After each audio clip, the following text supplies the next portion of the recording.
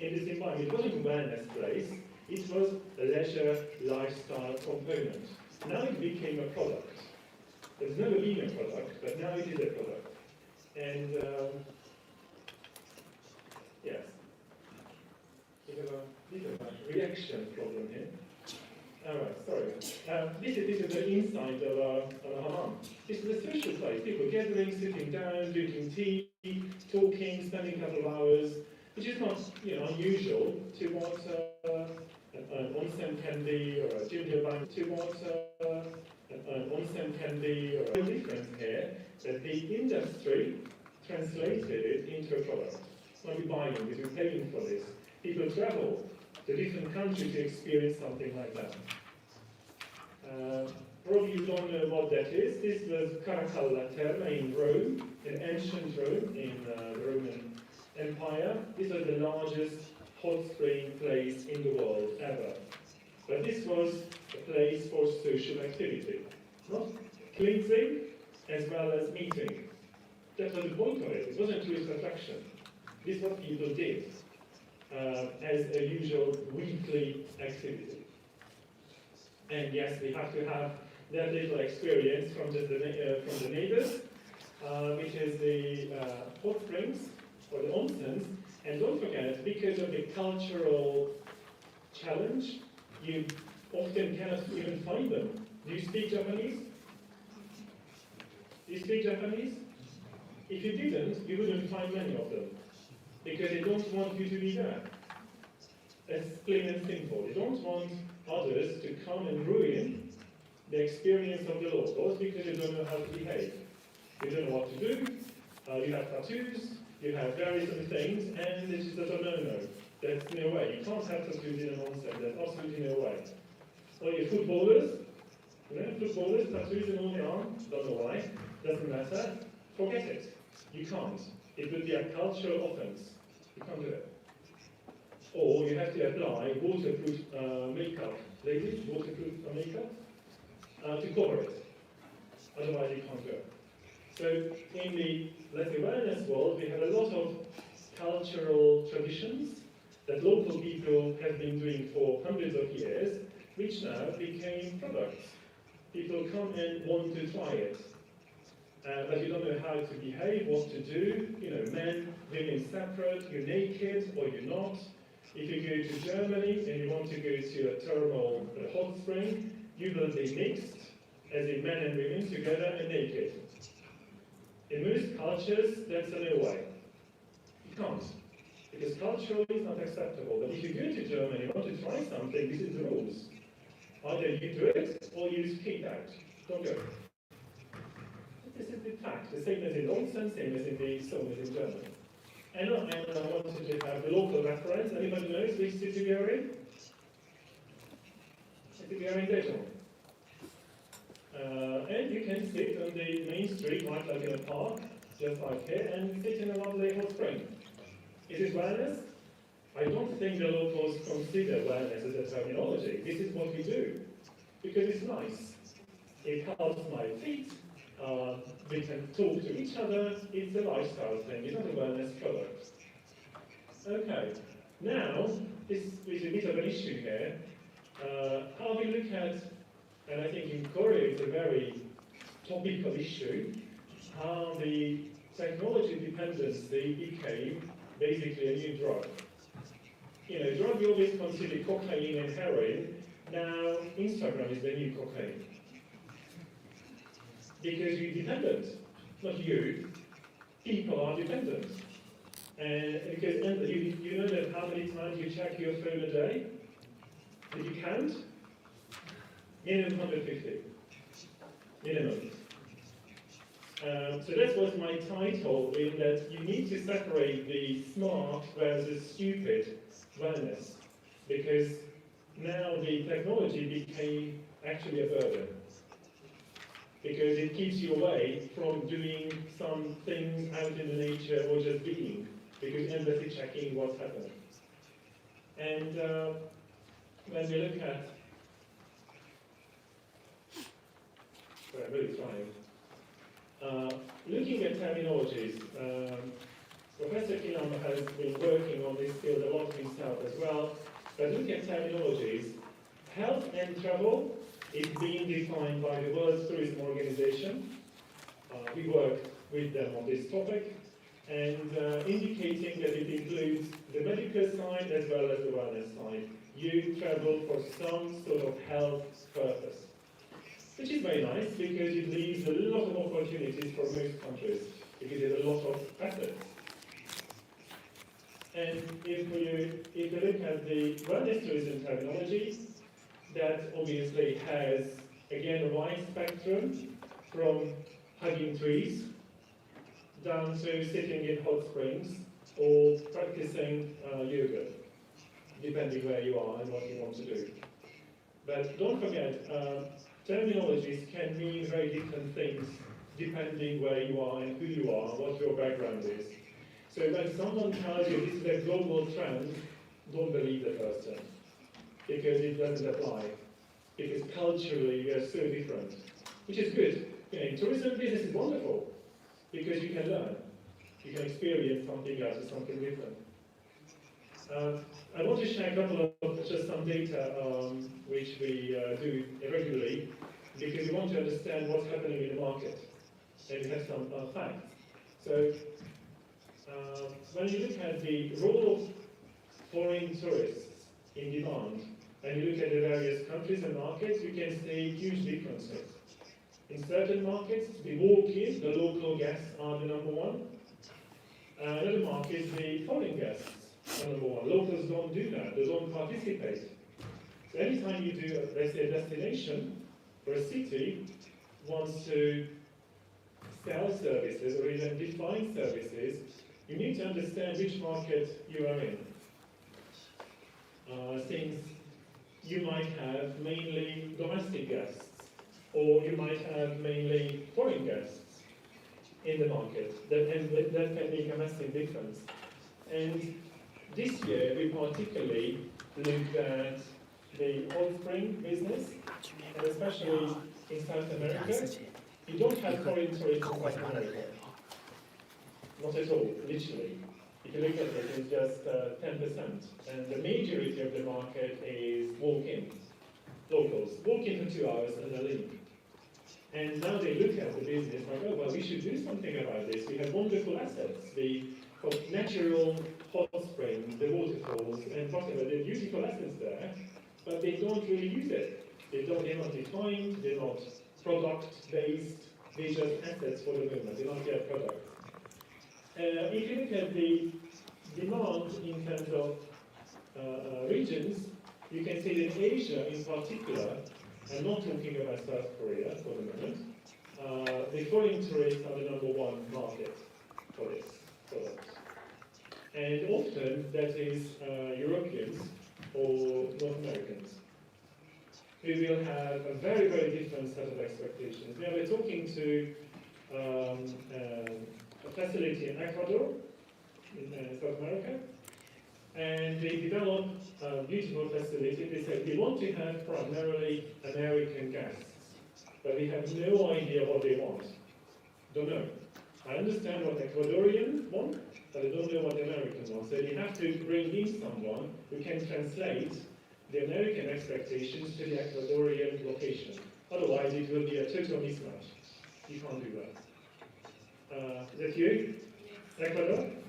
Very good, we need to talk. In terms of market position, I think that's a very telling graph. In North America, anything to do with wellness and spa is luxury. Literally everything. Whereas if you go to other countries, it may not be the case. It could be a budget one, it could be a mid-range one, it depends which market we are in, which is, again, wonderful. But anybody from the US comes and says, this is wellness and this is spa, the person will always talk about 5 stars. Always. Whereas when you are actually dealing with communities or dealing with local markets, this is not what people can afford, is it? Most people can't afford 5 stars every day. So you need to create products which are available on budget level, you need to create products which are available on mid-range level, but you have to create them. And don't try to sell them to Americans, they don't like it. It has to be price-wise. But still, we have markets where people are very happily going regularly and buying, call it cheap, but how they appreciate it is different. They still like it. It doesn't have to be expensive. Hugging trees, is it expensive? Is it expensive to go to Central Park and hug a tree? No? You can create a lot of products like that. However, don't forget, I give you this bizarre example. You know feathers? You know, birds' feathers. There is a destination spa in the US which sells feather balancing treatment, which is you have a feather on your palm and you walk around in the desert with the feather. And your job is to keep the feather on your palm. Not like this. Like this. So what you do is concentrating on the feather, which is a certain kind of relaxation, certain kind of mind training. Do you think, can you imagine how much this treatment costs? $300. But how much does it cost to make it? $2? But the idea. So when you think about this product from this perspective, you can create valuable products with no investment whatsoever. Why? Because you were thinking. You said, okay, what do I have? I have a desert. What can I do with the desert? I mean, not too much, because it's just yellow sand. That's what you got. But you can create a product out of it. Now we have sand therapy, which is using the sand, or the thalassophore, which is using the sea. So we have a lot of things which are all available, but you have to think about it and go out of the box and not always think about the 5-star hotel luxury spa. Forget it. That's lovely, beautiful, but go beyond. And then you might recognize you have amazing opportunities in this field. Looking at the motivations, I just highlighted the Asia Pacific. Often facilities invest a lot of money on architecture and design. How it looks like. If you want to have guests from Russia, or you want to have guests from Dubai or Oman, you have to. Why? Because they like gold. They like crystal. They like expensive. I mean, it looks expensive and feels expensive. If you want to have European guests, forget it. Because they want to understand your concept. And often, nothingness costs the most to them. They appreciate it. They don't care about the gold, don't care about the crystals, don't care about all the visual expense. They appreciate that you put an effort and created something which is meaningful, which has a journey. There's a beginning, there's a middle, there's an end. There's a story. They pay for the story. They don't care about the marble on the wall. Who cares? Not anymore. But it depends which market you want. You still want to have Russians, has to be, I don't know, 72 karat gold. Doesn't exist, but you can sell it. Because the higher the better, the more the better, brands. But it makes a difference who you're selling it to. But don't forget, in Asia in particular, treatments and therapies and journeys and the soft element, not the hard element, the soft element. And this is where the cultural traditions come in. That you can build on things which people have been practicing for long years. In terms of popularity of services, complementary services, and also anything based on natural resources, which is wonderful news for Korea, for example, because of the hot springs. You do have resources. However, when I'm going to a ginger one, I look a bit weird. I'm twice as tall, I don't look local, and everybody is sort of noticing.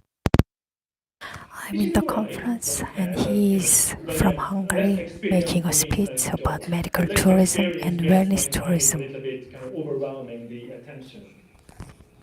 And when they want to have a photo with you, that's weird. But again, it's a cultural thing, which is fine. But, someone who is not as open then might find it a little bit disturbing. So you have to take this into consideration. In terms of demand, anything based on natural resources, therapies, as well as obviously the body, mind, spirit. Don't necessarily have to be yoga. Doesn't necessarily have to be, say, anything to do with mindfulness. Just has to be a story there, has to be some holistic component in it. But that's certainly good news. But if you look at it, the Germans domestically try for anything thermal. Fine, it's normal, doing it weekly. Internationally, they want to have something which is local. Don't forget, the same hot spring that you might have in Seoul or wherever else, in certain markets, you have to sell it as a local service. Other markets, you have to sell it as a natural element. The same hot spring. Why? Because they respond to it differently.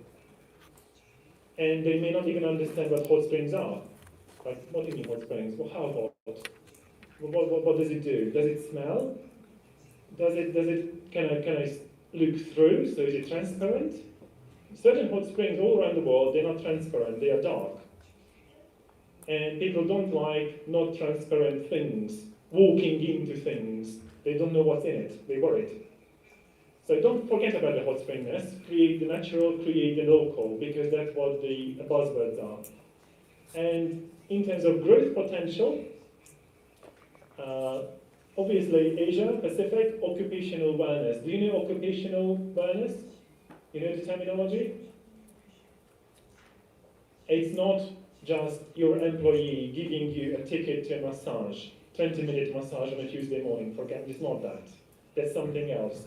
So you have a whole package, a whole benefit program which is created for your well-being, which includes treatments and activities off-site, not just on-site. But this is something that, especially in many Asian markets where working is very obsessive, sorry to say that, but is obsessive, which is any time or every time, then creating those products can be really meaningful because the employees can respond to it very well. And obviously, lifestyle-based workshops, because we creating wellness propositions based on lifestyle activities. The other cocaine, apart from Instagram, is sitting. That's what you're doing now. This is cocaine. Why? Because most people sit 10 hours a day. And we are not created for sitting 10 hours a day. Your spine, your neck, is all going off, literally. And that's an occupational health issue. And you can create all the lifestyle-oriented workshops and products through which you teach and enable people to change their way they live. And don't forget, health ministries or welfare ministries, that should be the #1 priority because you save a lot of money on healthcare.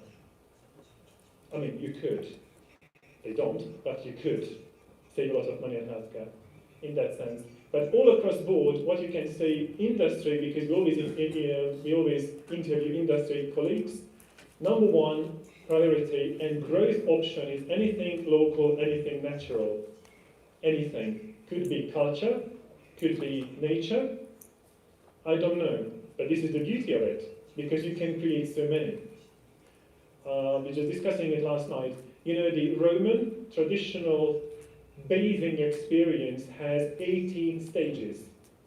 Hot, cold, dry, rest, hot, cold, dry, rest, and you go through a 3-hour journey. Not 10 minutes, not half an hour, 3 hours.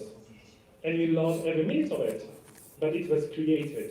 It's the whole proposition. And this is what people are happy to pay for, because you can't repeat it at home. You can have a bath at home, you can put salt, oil, whatever you want in it, and it may feel like a wellness experience, but you cannot buy the package.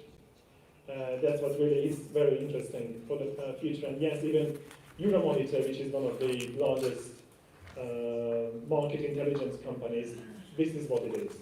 But you need to translate it into services, because it sounds good, but what does it mean to me? All right. And in terms of facilities, growth potential, anything is family orientated and applies ecology. In many European countries, wellness facilities now all family based, not like kids there, family there, all together. It's a very challenging market, but it's a very large market. So not one person comes for a treatment, but 4 people come for 5 hours. It's a very different proposition. And also don't forget, when you sell services, the new way of consuming even wellness services, to have a treatment with your friends. People now in large urban areas, they book their friends to meet 2 months ahead. When can I meet you? On Messenger, and the person says, oh, okay, this is October, maybe 5th of December would be a good day to meet you, because in the meantime I'm busy. And these times now can become a spa visit or a wellness visit, but in that case, the treatment area would need to cater for 4 or 5 people at once, not individual treatment rooms, but treatment space where 4 or 5 people can enjoy the same thing at the same time, because there's a time to meet. So it's a major challenge to facilities, because they planned to have individual treatment spaces, but it's over because of how we live. And also spending. The Americans spend the most per day, which is not a surprise. But if you look at the, let's say, spending in South America, for example, per day it's $12 or $14. It's very little. Why? Because it's a budget play. This is for the masses, for the local market, which is nothing wrong, but the range is huge. And this is why you need to locate your facility, where you want to be, because we have market for all. And I think the most important message here, before we wrap it up, is the newcomers on the market, the first-time visitors, growing 25% in a year, who come to your place for the very first time ever.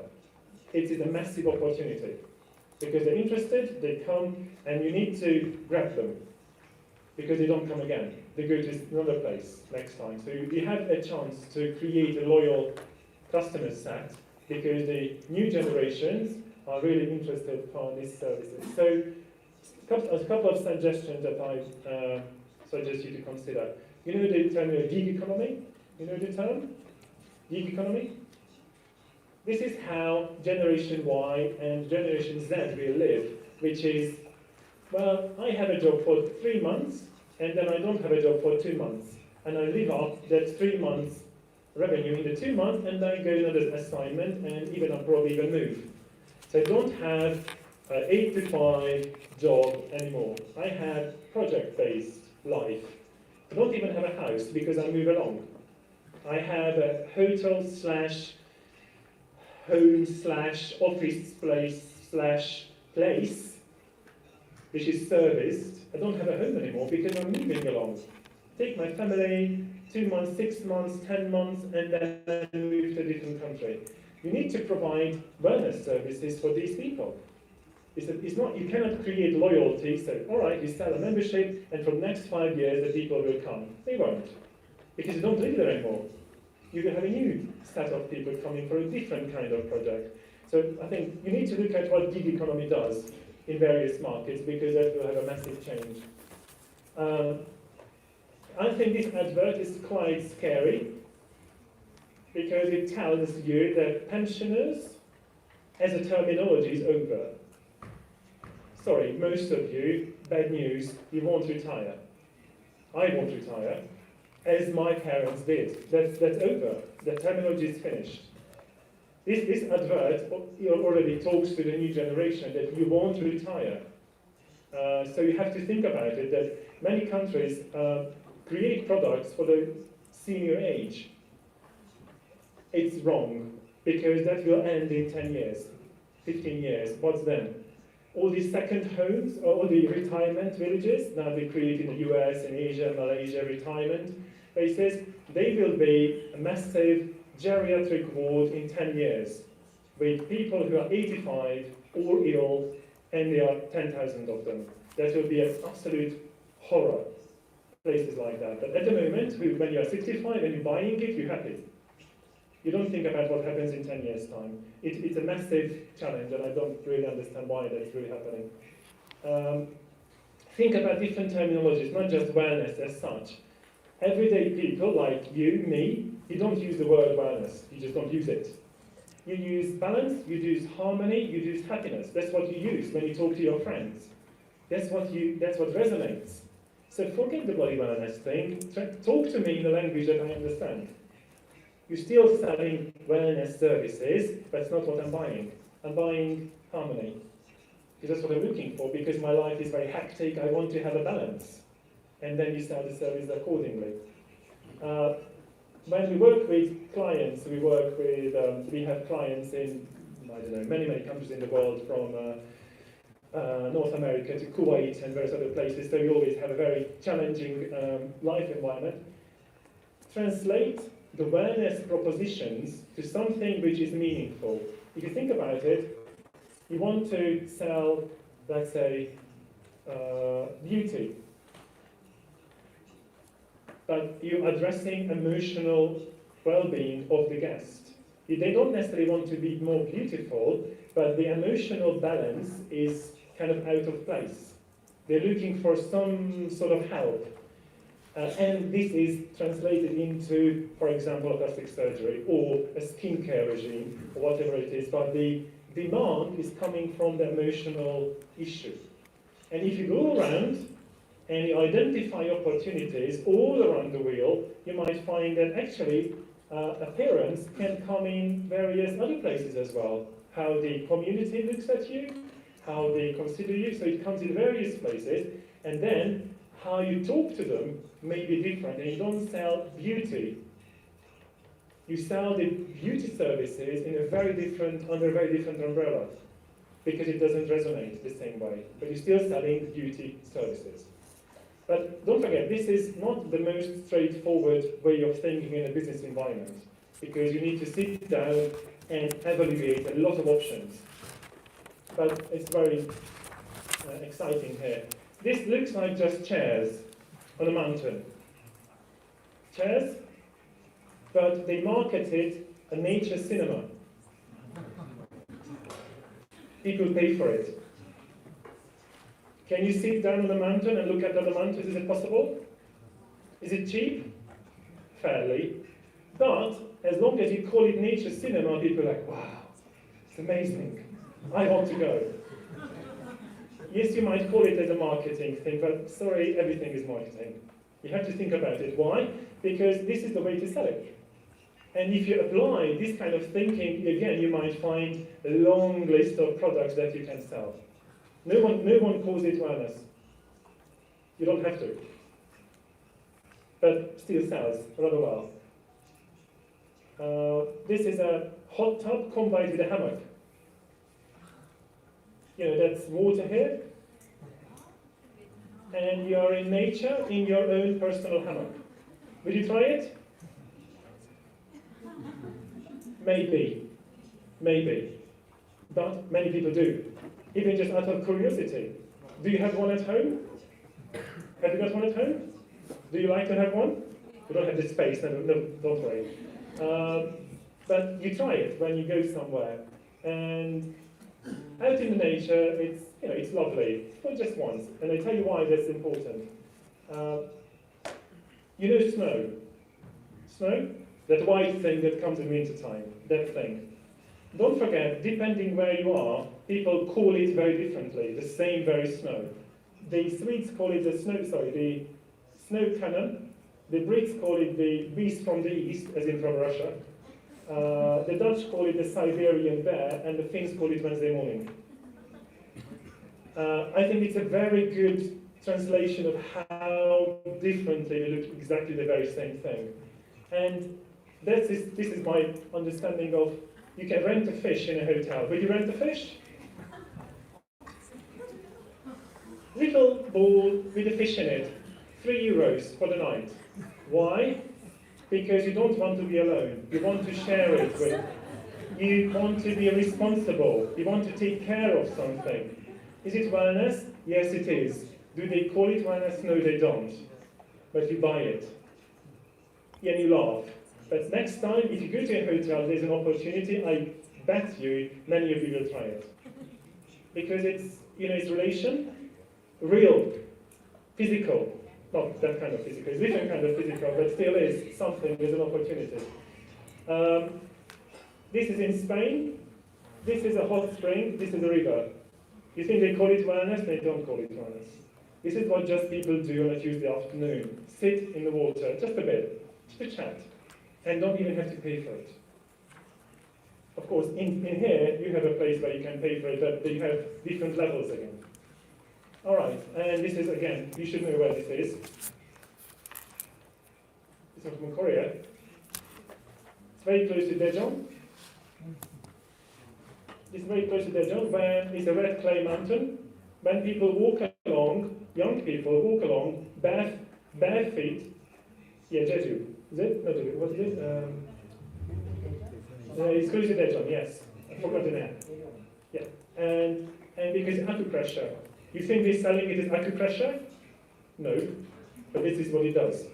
But it's fun to walk along in the red clay with barefoot. It's fun. And just really wrapping it up, don't believe in what you see. Because this is how it looks like, and if you try to sort of recreate, it doesn't quite work. It doesn't quite work. We are sold a lot of things which are fake. It's not real, but they create expectations of you, physically and mentally. So you have to manage those expectations, because this is quite a sad story there. And would you try aqua pole, which is pole dancing in a pool for men? Gentlemen, would you try it? Is it fitness? You know how hard that is? Pole dancing, have you tried it? It's really hard. Really, really hard. As a fitness activity. But we created a water version of it for fun, but still doing some exercise. Don't forget, the wellness world created things which are not necessarily fun. Not loud out fun. They're just sort of secretive places, but not really fun as such. Okay. I think this is a rather important message here, that you can create luxury by taking things out and not putting things in. Because as long as there's a conceptual definition, you buy it, even if it's one piece. It's the same as with product development. It doesn't have to be millions of things, as long as it's a properly defined product. Right, if nothing else, remember this. Product development. I may try that hammock with the hot tub as part of hedonism, leisure and recreation, or something with a healthy option. And when you move from this side to that side, it becomes the core motivation of health. You can provide a lot of things along this spectrum, depending from hugging trees down to plastic surgery. But you have to locate yourself properly. Many people, many destinations, and even hospitals and whatever it is, they believe they're in the health tourism side, this side, whereas they're on still this side. People try it because they're curious. People try because they would like to try something different. But otherwise, they can be cultural tourists, business tourists, culinary tourists, sports tourists, whoever they are, and they try something which is a wellness product. So the wellness product and wellness tourism, they are different.